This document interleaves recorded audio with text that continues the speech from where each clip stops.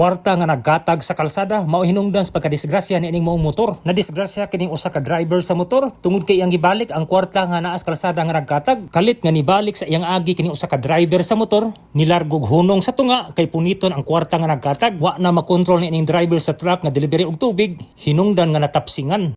Unsa man ni orasan nahitabo, sir? Alas 8:37. Alas 8:57. Asa man ang driver's motor ani? Dala na. Sa okay, nakuha na sa ambulansya.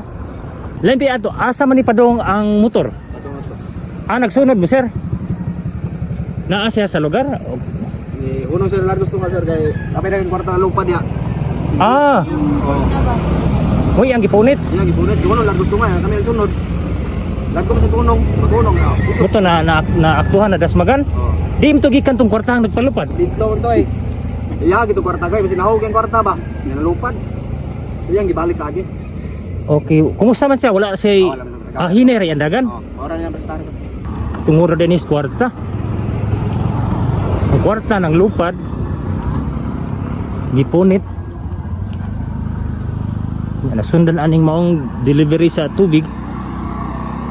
Na disgrasya in town. Ay gani kay natabang og nadara po dayon sa hospital. Gikan diri sa Barangay Dapdap, lungsod sa San Remigio. Ako si Ricorhista, alang sa balita on the dot.